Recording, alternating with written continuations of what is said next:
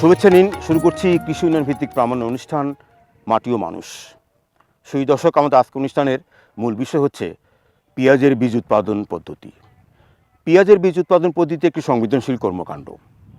November ডিসেম্বরের প্রথম দিকে এই পেঁয়াজের কন্দ জমিতে রোপণ করতে হয় এবং এপ্রিল মার্চের দিকে এগুলো কন্দ ফুল ফোটে এবং সেখানে পরাগণের মাধ্যমে পেঁয়াজের বীজ পাওয়া যায়। একটি দীর্ঘ প্রক্রিয়া। আমরা এই প্রতিবেদন ধারণ করেছি ফরিদপুরে শাহিদা বেগমের মাঠ থেকে। দেখুন অনুষ্ঠানে বিশেষ প্রতিবেদন পেঁয়াজের বীজ উৎপাদন পদ্ধতি।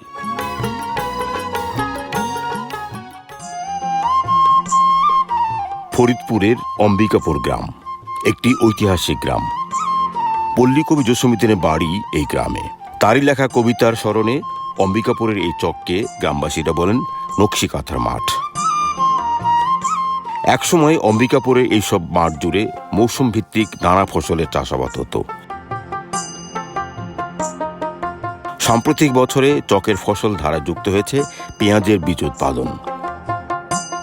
কৃষি সম্প্রসারণ অধিদপ্তরের তথ্য মতে বর্তমান সময়ে ফরিদপুরের সালথা, বোয়ালমারী, মধুখালী ও নগরকান্দা উপজেলায় প্রতি বছর গড়ে প্রায় 2000 হেক্টরে বীজ পেঁয়াজের চাষ হয় এবং বীজ পাওয়া যায় এখান থেকে প্রায় 1000 মেট্রিক টন।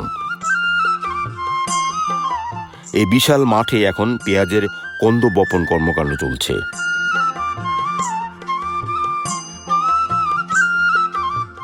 কন্দ থেকে ফুল, ফুল থেকে বীজ, এভাবেই পেঁয়াজের বীজ উৎপাদন করা হয়। কোনো কোনো মাঠে ইতিমধ্যেই পেঁয়াজের কন্দ বপন শেষ হয়েছে, এমনকি চারাও বেশ গজিয়ে গেছে। ইন্ডিয়ানিক কাজও চলছে পুরোদমে।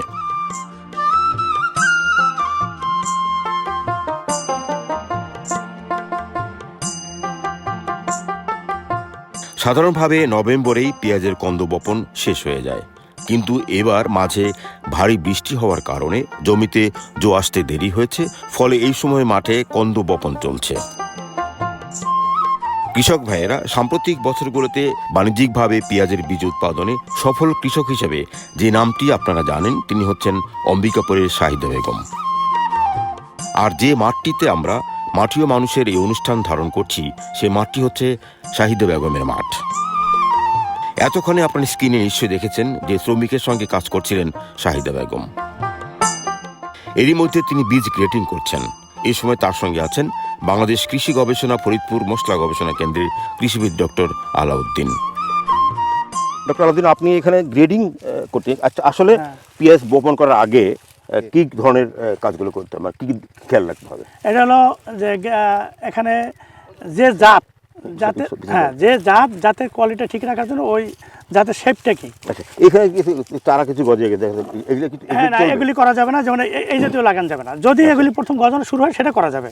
আবার দেখেন, এইটা হলো আমাদের আসল যেটা লাগাবো, কিন্তু এখানে এসে গেছে এই চ্যাপটা একটা, এটা একটা তাহিরপুরের মতো একটা জাত। ছোটও না বড়ও না, মাঝারি সাইজের যে বাল্বটা, এটা আমরা রোপণ করি। এবং আপনার চুক্কা সাইজ একটা থাকলে এবং এই যে চ্যাপটা সাইজ একটা থাকলে, আর এই যে জ্বালানোটা আর দুই কোষ যেটা, ওইটাকে আমরা বাছাই করব, মানে গ্রেডিং করব। গ্রেডিং করে আমরা মানে ভালো যে বাল্বটা, ওইটাই আমরা রোপণ করব। আচ্ছা। এদিকে শাহিদা বেগমের মাঠে উপস্থিত আছেন কৃষি সম্প্রসারণ অধিদপ্তর ফরিদপুরের উপপরিচালক কৃষিবিদ শাহাদুজ্জামান। কন্দ বপনের কৌশল নিয়ে জনাব শাহাদুজ্জামানের সঙ্গে আমরা কথা বলবো একটু পরে। এর আগে চলুন এবারে পেঁয়াজ বীজ উৎপাদনের লক্ষ্যমাত্রা নিয়ে কথা শুনি শাহিদা বেগমের মুখ থেকেই। শাহিদা বেগম, আপনি তো বিশাল বিশাল দুইটা মাঠ থাকে, আমরা জানি। আমরা কিন্তু এই মাঠে কখনো আসি না। আমরা আপনার বাড়ির পাশে, এইটা একটা নতুন নিয়েছেন, এরকম অনেক জায়গা আপনারা আসলে, আপনি কত বিঘা জমিতে প্রতি বছর পেঁয়াজ করেন? আমি প্রতি বছরই জমি বাড়াই। সেই 2004 সাল থেকে শুরু করেছেন? 2004 সালে আমার মোট জমি ছিল মাত্র 2 পাখি। আচ্ছা আচ্ছা, 40%। তো এই দেশের চাহিদা অনুযায়ী আমি প্রতি বছরে জমি বাড়াই এবং উৎপাদন বাড়াই। তো গত বছর আমার জমি ছিল 80-85 একর, এই বছরে আমি 100 একর করছি। আলহামদুলিল্লাহ, অনেক চাহিদা বীজের। উৎপাদন যে বাড়ান, উৎপাদন কি বৈজ্ঞানিকভাবে বাড়ছে, নাকি এই যে নতুন নতুন টেকনোলজি আসছে বলে বাড়ছে, নাকি আগের মতোই উৎপাদন হচ্ছে? জমি তো বাড়ছে। নতুন নতুন টেকনোলজি আসছে, নতুন নতুন জাত আসছে, যার কারণে মাঠ বাড়াইতে হয় এবং ডিসটেন্স তো মেনটেন করতে হয়। যে আলাদা আলাদা জমিতে আলাদা আলাদা জাত লাগাইতে হয়। তো আমরা সেই ক্ষেত্রে কাজ করতেছি, কিন্তু আমরা একা করলে তো হবে না, এতে অনেকেই করে, কিন্তু আমাদের মতো ব্যাপকভাবে সবাই করে না, ঝুঁকি নেয় না, রিস্ক নেয় না। এখন এটা রিস্ক নিতে হবে, ঝুঁকি নিতে হবে, এটা ঝুঁকি। আচ্ছা, এই যে পেঁয়াজটা বলতেছেন না, আপনি আমাকে বলুন যে এই পেঁয়াজে কিভাবে আপনি নির্বাচন করেন? আমরা নির্বাচন করি, এটার আপনার ছোট একদম লম্বা থাকবে না, এবং আপনার 2 কোষটা থাকবে না, 2 কোষেরটা থাকবে না। এই আপনি একটু আগে তো সবার সাথে এইভাবেই পরামর্শ দিচ্ছিলেন, আপনি এরকম মাঠে কি সবার সাথে এরকম আসেন সবসময়? আমি সবসময় মাঠেই থাকি, এদের সাথেও ভাতও খাই। আচ্ছা, এখানে দেখতে পাচ্ছি প্রায় 40-50 জন কর্মচারী, 40 জন আছে সবাই আজকে। কিন্তু আপনি এই যে ফরিদপুরের বাইরের। হ্যাঁ। আচ্ছা, আর ফুলের সময় সব মহিলাকে দেখতে পাই। মহিলা তখন আমরা বীজ তুলে দেয়, ওরা পেঁয়াজ নেয়। আচ্ছা আচ্ছা, ভিতরে জি। ওরা তো আপনার পরাগায়ন করে, পরাগায়ন করার অনেক মহিলা থাকে। ওই সময় আমার নারী শ্রমিকটা বেশি থাকে কাজ করে। আপনি তো নারীদের নিয়েও কাজ করছেন না? আমি নারী, এবং আমি নারীদেরকে উদ্বুদ্ধ করতেছি, এবং নারীরাও আমার কাজে সহযোগিতা করতেছে। আমি বাসায় প্যাকেট করি, কৌটা করি, এবং আর অন্য কাজে আমি নারীদের দিয়ে কাজ করি। আচ্ছা, আপনি বলেন তো, আপনার বাড়ি কোথায়? বাড়ি চুয়াডাঙ্গা জেলা। চুয়াডাঙ্গা। কয়দিন থাকবেন? যে কদিন হয়। তবে বরাবরই আমরা প্রতিবেদন করেছি পেঁয়াজ গাছে যখন পরাগণ শুরু হয় তখন। এবার প্রথম পর্বে দেখবেন পন্দ বপন, দ্বিতীয় পর্বে থাকবে আন্তঃপরিচর্যা, পরাগায়ন ও হারভেস্টিং। শাহিদা বেগম এবার 100 একর জমিতে পেঁয়াজের বীজ উৎপাদনের কার্যক্রম হাতে নিয়েছেন। এর মধ্যে ফরিদপুরে 40 একর, ঠাকুরগাঁওয়ে 25 একর, পঞ্চগড়ে 15 একর এবং রংপুরে 15 একর। আর জাতগুলো হচ্ছে বাড়ি পেঁয়াজ 1, বাড়ি পেঁয়াজ 4, বাড়ি পেঁয়াজ 6। সেই সঙ্গে এবার নতুন করে উদ্যোগ নিয়েছেন গ্রীষ্মকালীন পেঁয়াজ বা বাড়ি পেঁয়াজ 5-এর বীজ উৎপাদন, এবং খানসিড নামে আরেকটা উচ্চ ফলনশীল পেঁয়াজের জাত, যার উৎপাদনশীলতা প্রচলিত জাতের চেয়ে প্রায় দ্বিগুণ। কিভাবে রোপণ শুরু হয় এবং কোন কোন পদ্ধতির মধ্যে দিয়ে আমরা হারভেস্ট ওই পর্যায়ে যাই? আসলে আমি প্রথমে জমিটাকে রেডি করি, যেমন আপনার গোবর সার, ছাই, খৈল গুঁড়া, মুরগির লিটার, এইটা দিয়ে আমরা মাটিকে চাষ করা হয়। আর বেশি কিছু সার, কয়টা চাষ দেওয়া হয়? মিনিমাম 7টা চাষ দিই। 7টা? 7টা। আচ্ছা। 7টা চাষ দেওয়ার পরে এই যে মাটিটা যখন আপনার রেডি হয়ে যায়, তখন এই যে আমরা এই যে লাইন টেনে এটা আপনার 6 ইঞ্চি পর আমরা পেঁয়াজটা লাগাই, আর লাইনে থাকে হলো আপনার 8 ইঞ্চি। এইভাবে আমরা কৃষকদের বলে দিলে ওনারা ওইভাবে লাগায়। বর্তমানে এখন যেটা দেখছি যে তারা যেহেতু দীর্ঘদিনে তারা অভ্যস্ত, মোটামুটি তারা ঠিক আছে। তবে আমরা যে জিনিসটা তাদেরকে দিচ্ছি যে তাদের যে সিট টু সিট যে গ্যাপটা, এই গ্যাপটা যেন 6 ইঞ্চির মধ্যে যেন ঠিক থাকে, এবং তাদেরকে আমি দেখুন হাত দিয়ে আপনি ইয়া করতে পারেন। এখানে 1 2 3 4, তারপরে এখানে বেশ 3 ফিটের গ্যাপ দিয়েছে। এইটা মূলত দেওয়া হয়েছে যে বীজের একটা কোয়ালিটি, বীজ প্রোডাকশনের জন্য এটা একটা দরকার। বিশেষ করে যখন আমরা এখানে ম্যানেজমেন্ট করব, প্লাস হচ্ছে বালাইনাশক যদি প্রয়োগ করার দরকার হয়, তাহলে আমরা এই গ্যাপের মধ্যে দিয়ে চলাফেরা করতে পারবো। এবং সবচেয়ে বেশি যেটা গুরুত্বপূর্ণ, যে পেঁয়াজের যখন ফুল আসবে, পলিনেশন করবে, যেমন হ্যান্ড পলিনেশন করার জন্য এই গ্যাপটা মূলত রাখা হয়েছে, যে এটা তারা এই গ্যাপের মধ্যে দিয়ে চলাফেরা করবে, এবং এখানে 2 পাশে তারা ক্রসিং করতে শুরু। আপনার এই ফরিদপুর জেলাতে, এটা ফরিদপুর জেলা বীজ উৎপাদনের জন্য একটা অন্যতম ক্ষেত্র। সেই ক্ষেত্রে আপনার জেলা থেকে এবছর কি পরিমাণ জমিতে এই বীজ পেঁয়াজ বোনা? এবছর আমাদের লক্ষ্যমাত্রা নির্ধারণ করা হয়েছে 1820 হেক্টর জমিতে, এবং 20 হেক্টর জমিতে, এবং আমরা আশা করছি যে এখান থেকে, হ্যাঁ, এ পর্যন্ত সিংহভাগই হয়ে গেছে, এবং আমরা আশা করছি যে এখান থেকে প্রায় 950 মেট্রিক টন বীজ আমাদের এখান থেকে উৎপাদন হবে। আমাদের ফরিদপুর জেলাতে কি পরিমাণ বীজ প্রয়োজন হয়? এবং আমাদের যেটা ফরিদপুরে যেটা বীজের যেটা চাহিদা প্রয়োজন হয়, সেটা হচ্ছে আমাদের প্রায় 270 মেট্রিক টনের মতো। বাকি 550 থেকে 600 মেট্রিক টন বীজ আমাদের ফরিদপুরের বাইরে অন্য জেলাগুলিতে রপ্তানি হয়। এই যাবৎ যা রোপণ শেষ হয়েছে বা চলছে, তাতে কি আপনার লক্ষ্যমাত্রার কাছে দিতে পারবেন? এবং আমরা আশা করছি যে এই বছর আমাদের যে লক্ষ্যমাত্রা নির্ধারণ করা আছে, আমরা সেটা অর্জন করতে সক্ষম হব। একটা পরিসংখ্যান যদি যায় যে ফরিদপুর থেকে যে পরিমাণ বীজ উৎপাদিত হয়, ফরিদপুরের চাহিদা মিটিয়েও অন্যান্য জেলাতেও সম্প্রসারণ দেয় বা সরবরাহ করা হয়, তাতে কি পরিমাণ বীজ লাগে ফরিদপুরে এবং কি পরিমাণ বাইরে বীজ সরবরাহ? ফরিদপুরে যেটা আমাদের লোকাল যেটা ডিমান্ড, সেটা হচ্ছে প্রায় 270 মেট্রিক টন, এবং এর এক্সেস প্রায় 550 থেকে 600 মেট্রিক টন বীজ ফরিদপুরের বাইরে রপ্তানি হয়। এখানকার প্রোডাকশন আমরা যেটা বললাম যে 1820 হেক্টর জমিতে আমরা আশা করছি 950 মেট্রিক টন বীজ উৎপাদন করতে সক্ষম হব, এবং যেটা দিয়ে প্রায় 1,26,000 হেক্টর জমিতে রোপণ করা সম্ভব। পেঁয়াজ বীজ উৎপাদনে শাহিদা বেগমের সুখ্যাতি যথেষ্ট। শাহিদা বেগম বলে থাকেন, সঠিকভাবে কন্দ সংরক্ষণ করা গেলে কন্দ থেকে গুণগত মানের বীজ পাওয়া যাবে। এই জন্য শাহিদা বেগম যে কাজটি করছেন তা হল বীজ পেঁয়াজের কন্দের গুণগত মান রক্ষায় বীজ সংরক্ষণে যান্ত্রিক পদ্ধতির ব্যবহার। জনাব বক্তার খান, খান সিডের শতাধিক আপনি, আপনার নামেই খান সিড। আপনারা তো 2004 সালে শুরু করেছেন 2 বিঘা জমি নিয়ে, যেটা শাহিদা বেগম প্রায়ই বলে থাকেন বিভিন্ন অনুষ্ঠানে, আর এখন জমি পরিমাণ প্রায় 100 একর। এই যে বিশাল পরিধি বাড়িয়েছেন আপনারা, এর মধ্যে অনেক চ্যালেঞ্জ আছে, কারণ পেঁয়াজের বীজ উৎপাদন একটি সংবেদনশীল কাজ। ঝড় বৃষ্টি নানা রকম প্রতিবন্ধকতার মধ্যে দিয়ে পেঁয়াজের বীজ উৎপাদন করতে হয়। দেশের যে পেঁয়াজের সংকট, এই সংকট মোকাবেলার জন্য আমাদের একটা ইচ্ছা আছে যে আমরা দেশের বাইরে থেকে পেঁয়াজ আমদানি যাতে না করা লাগে এবং সারা বাংলাদেশের লোককে আমরা এই পেঁয়াজ বীজের সাথে উদ্বুদ্ধ করতে চাই। এই দেশ থেকে পেঁয়াজ আমদানি করতে হবে না বা পেঁয়াজ সংকট মোকাবেলা করার যে দৃঢ় প্রত্যয় নিয়ে খান সিড এগিয়ে যাচ্ছে, কি কি কাজগুলো করছেন এই চাহিদা মেটা করার জন্য সারা বাংলাদেশের? আসলে চাহিদা মেটানোর জন্য আপনি একা তো সম্ভব না। না, একা না, আমাদের প্রত্যেকটি নারী পুরুষ সবাইকে এগিয়ে আসতে হবে এবং আমাদের অনেক চ্যালেঞ্জ মোকাবেলা করতে হচ্ছে। যেন আমার ওয়াইফ একজন নারী কৃষক, আমাদেরকে অনেক সময় অনেক কথা শুনতে হয়েছে, কিন্তু তারপরেও কিন্তু আমরা থেমে নেই। আসলে 2 বিঘা থেকে 100 একর তো 100 একর কম না। কম না, এবং চাহিদা যত বাড়ে আমাদের বীজ উৎপাদন আমাদের তত বাড়ে। আসলে নারী পুরুষের মধ্যে, আমার ওয়াইফ বলেছেন, নারী পুরুষের মধ্যে কোনো পার্থক্য নেই।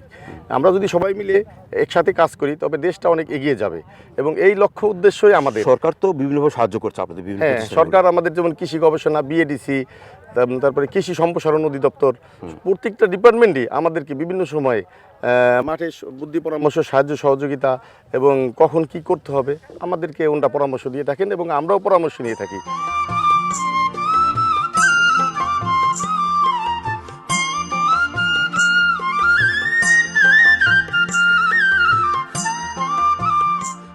শাহিদা, যে সময়ে একজন গৃহিণীর ঘরে থাকার কথা, সেই সময় সারাদিন আপনি মাঠে কাজ করছেন। গত কয়েক বছর ধরে এই চিত্র আমরা দেখতে পাচ্ছি। কি অনুভূতি এবং কি অর্জন আসলো এবং কি ভাবছেন আপনার এই কৃষিকাজকে নিয়ে, আপনি মহিলা হিসাবে? আলহামদুলিল্লাহ, কৃষিকাজে অনেক সম্মান। মানে আমি মনে করি যে আমি একজন নারী হিসেবে যে আমি উদ্যোগটা নিছি, এবং উদ্যোগ নিলে উদ্যোক্তা হওয়া যায় না। আমি এই পরামর্শটা সবাইকে দিয়ে থাকি যে নারী পুরুষ কখনো পার্থক্য নাই। আমরা যদি নারী পুরুষ মিলে কাজ করতে পারি আমাদের দেশটা আরও আগায় যাবে, আমরা দেশে আরও উন্নতি করতে পারবো। এবং এই যে আমি যে লোক দিয়ে কাজ করাচ্ছি আমার খুব ভালো লাগতেছে। আমি একজন কৃষক বলতেও আমার ভালো লাগে, কারণ আমি যে কৃষিকাজটা করাচ্ছি সারা বাংলাদেশের মানুষ আমাকে চিনছে, এবং আমি যে বীজ করতেছি এই বীজটা আমার সারা বাংলাদেশের মানুষের কাছে পৌঁছাই যাচ্ছে, এবং তারা যে ভালো বীজ পায় আমার জন্য দোয়া করতেছে। এটা আল্লাহর রহমতে, আমার অশেষ আল্লাহর রহমত যে বীজের মান খুব অবশ্যই ভালো রাখতে আমি বীজের মান সবসময় ভালো রাখার চেষ্টা করতেছি। এই বছরে যে আমি বীজ বিক্রি করছি আলহামদুলিল্লাহ মাঠে সবাই খুশি। শেষ করব শালধার, বোয়ালমারি ও রাজবাড়ী বালিয়াকান্দির পেঁয়াজ মাঠ থেকে। এইসব অঞ্চলে কৃষক ভাইয়েরা এ সময় বেড থেকে হালি তুলে মূল জমিতে রোপণ শুরু করেছেন। এগুলোই খাবার পেঁয়াজ। এটা আমরা 2-3 বছর যাবত আমরা এটাই লাগাই পেঁয়াজ। আমাদের চারা 95% আমরা চারা পাইছি আর কি। এখন এই যে আমাদের চারা আমরা লাগানো শুরু করছি। এভাবেই মৌসুমে শাহিদা বেগম এবং বক্তার খান নিজস্ব বীজ সরবরাহের পরে মাঠ পর্যায়ে ফলাফল যাচাইয়ে ছুটে যান কৃষকের মাঠে এবং বীজের মান বিষয়ে কৃষকদের মত বিনিময় গ্রহণ করেন। বোয়ালমারি থেকে আমরা যাই রাজবাড়ির বালিয়াকান্দিতে। বালিয়াকান্দি 80 একরে এই মাঠে পুরোটাই বাড়ি পেঁয়াজ 1, বাড়ি পেঁয়াজ 4 ও বাড়ি পেঁয়াজ 6 আবাদ করা হয়েছে। এই মাঠের পেঁয়াজ গাছ বেশ বড় হয়েছে। এখানে শাহিদা বেগম কৃষকদের সঙ্গে মিলিত হন এক কৃষি বৈঠকে। আপনি নিশ্চয় জানেন যে আমাদের কৃষি উপদেষ্টা সাহেব যথেষ্ট জ্ঞানী লোক, এবং উনি বিভিন্ন মাঠে ঘুরছেন এবং উনি প্রায়ই কৃষকদের সাথে মিটিংয়ে কথা বলেন যে আপনারা কি চাচ্ছেন, আপনার সমস্যাগুলো কি আমাদেরকে বলেন।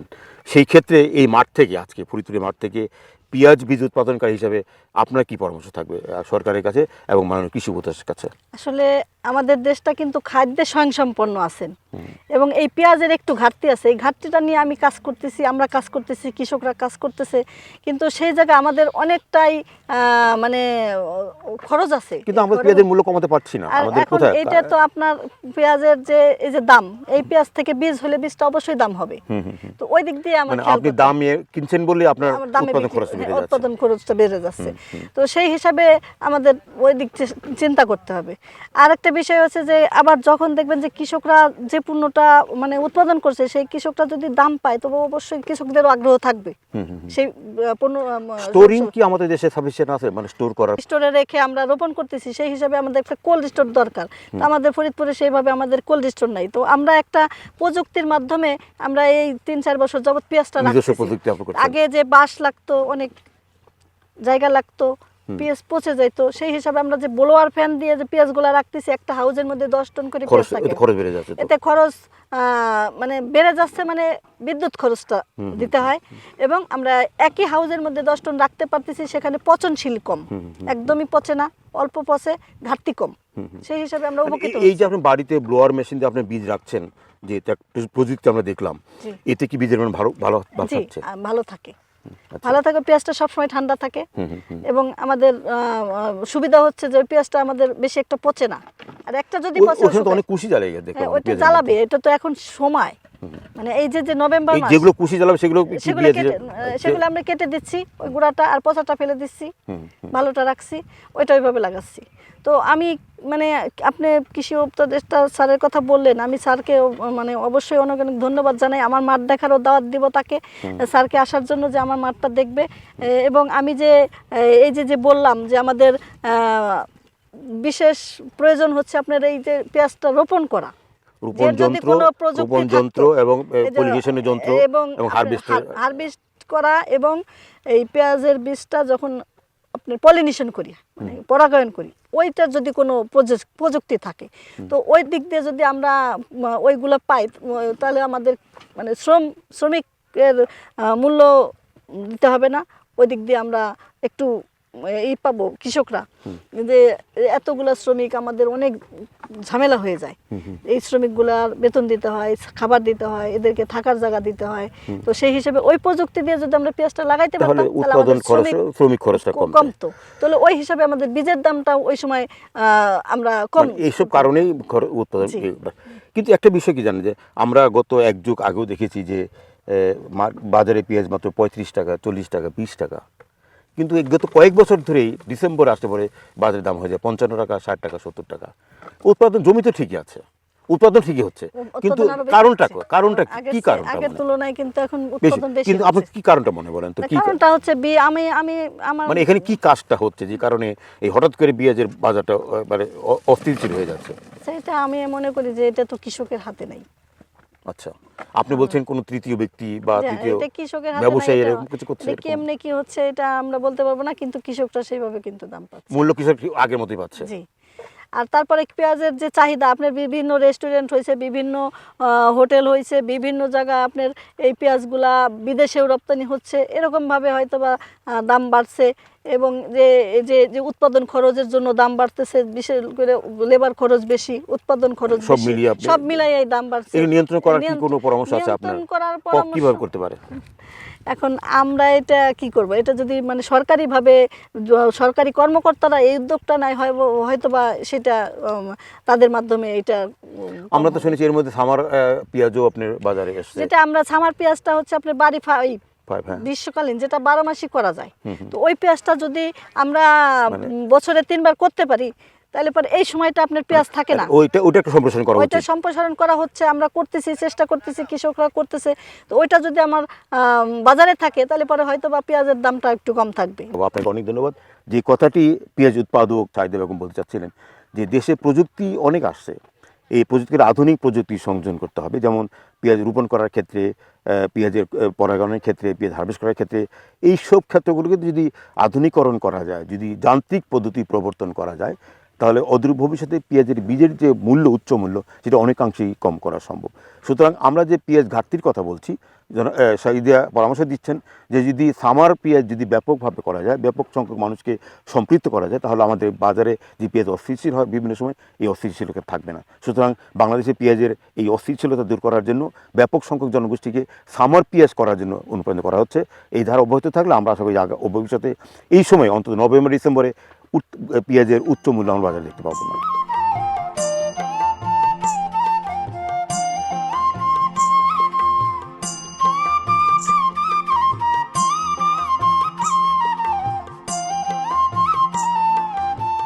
এই ছিল পেঁয়াজের বীজ উৎপাদন পদ্ধতি নিয়ে আমাদের বিশেষ প্রতিবেদন। আজ এ পর্যন্তই। আমাদের আগামী অনুষ্ঠানগুলো দেখবার আমন্ত্রণ জানিয়ে শেষ করছি আমাদের আজকের মাটির মানুষ। সকলকে ধন্যবাদ।